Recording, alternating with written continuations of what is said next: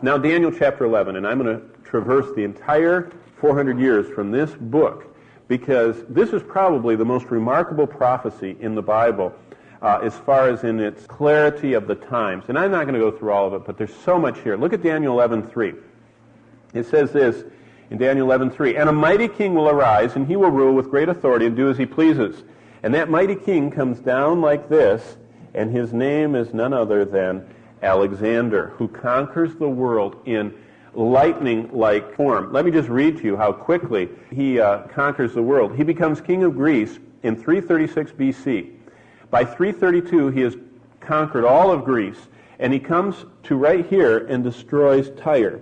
This is how far Alexander gets right there by the year 332. So he's right here.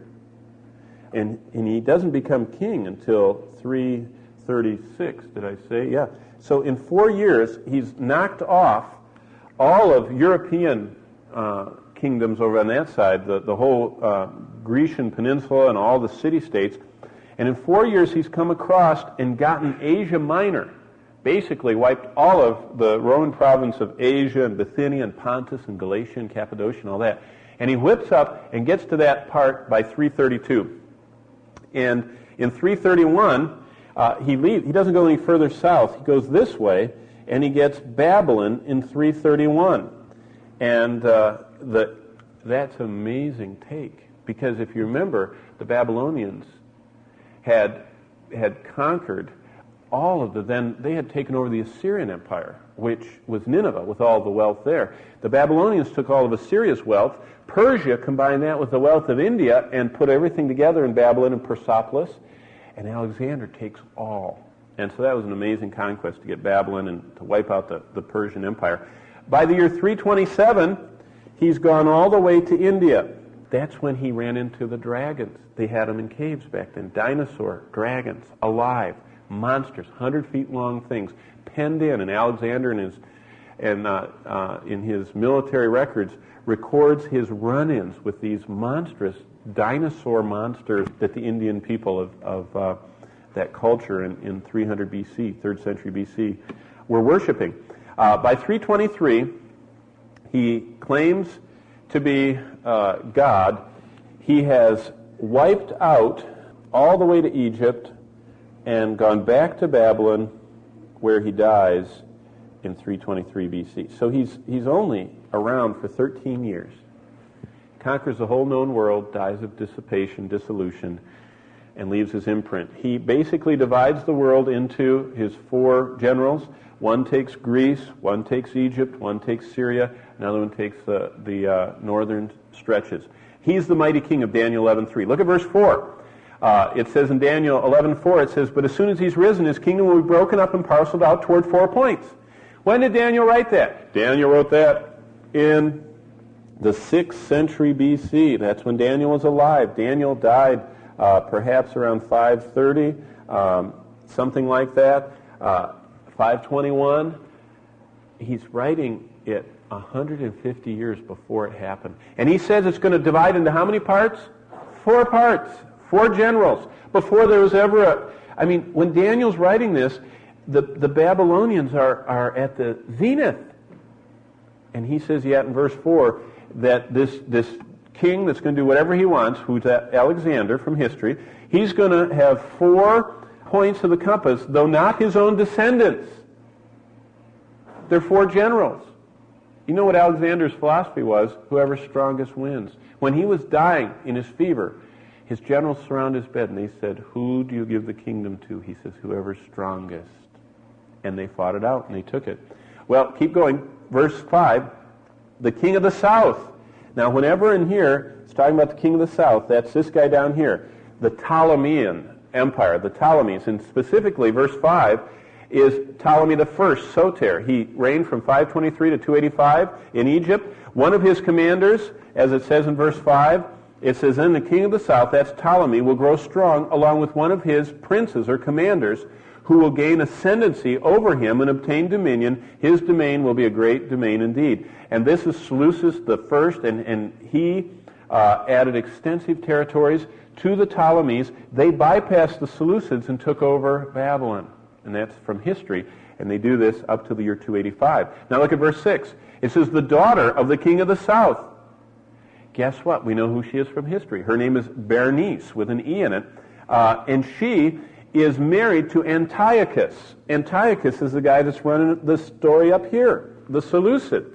And so Daniel, the prophet, in chapter 11, is mapping out down to the event, day by day. This 11th chapter is one of the most powerfully revealing chapters. That's why, if you go to Harvard Divinity School, or Princeton Divinity School, or if you go to most of the liberal seminaries, they will say that Daniel was written sometime just before Christ's birth. Why do they say that? Because they can't stand the accuracy of the prophecy. They say no prophet could give accurate predictions that detailed into the future. If you look at verse 7 of Daniel 11, it says, but one of the descendants of her line will arise in his place. It's Berenice's brother who becomes Ptolemy III of Egypt, who did away with his competitors. Just as it says, look at verse 8. It says in 11:8, and their gods with their metal images and precious vessels of silver and gold, he will take into captivity to Egypt. What's that? The images of the Syrian deities and the images of all the Persian deities and the Babylonian deities, he takes with him.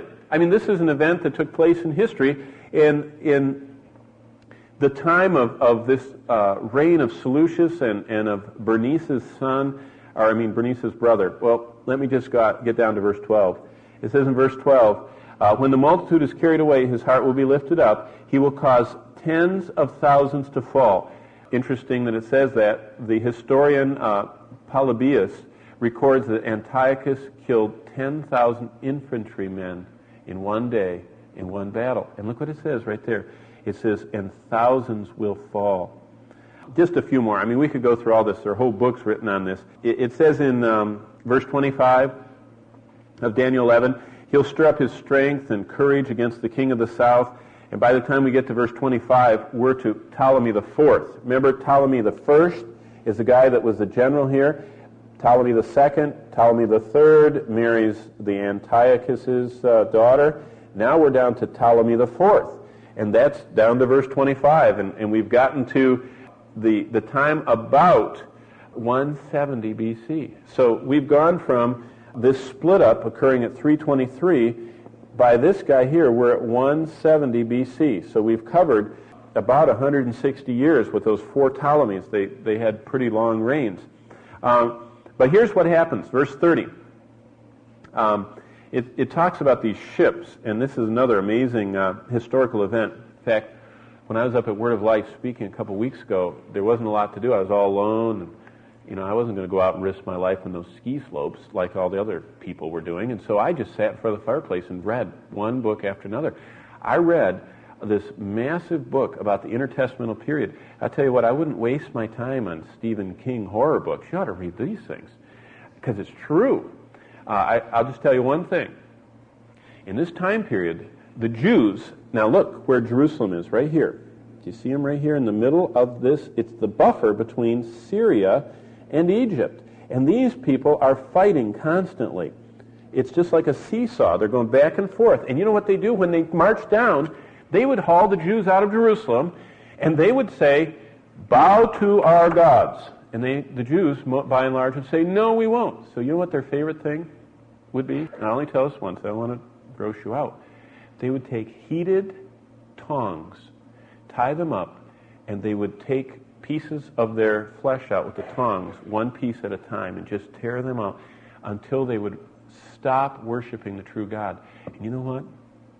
The faith and the courage of these people is so much that there's record after record of father, mother, and one child after another, each getting tonged to death, and they wouldn't deny Jehovah. There was great piety, great devotion, great worship of God in the midst of the darkness, as we'll see in just a minute. I'll quickly come to the end of this. Look at verse 31 of Daniel. It says, and the forces from him will arise, and they'll desecrate the sanctuary fortress, and they will do away with the regular sacrifice, and they will set up the abomination of desolation. Now we're getting in verse 31 where it starts transitioning between 169, 170, 166 BC, and starts talking about a greater defiler of the sanctuary, which of course is the Antichrist. Because remember, this blends right into the future. But the type is Antiochus Epiphanes. In 168 BC, he prefigured the Antichrist to come by taking and building an altar to the pagan god Zeus of Olympias, and he sacrificed a pig and poured the broth of boiling the pig over the sacrifice and defiled the whole temple and then killed everyone in sight, just ravaged them. Well, what happened after that is that this guy named Judas Maccabees got so excited that he actually defeated the Syrians, threw off the Ptolemies, and actually for about 100 years Israel was a freestanding nation again. Totally defending themselves, totally holding their own until 60 when the Romans show up with Pompey and they give in to him.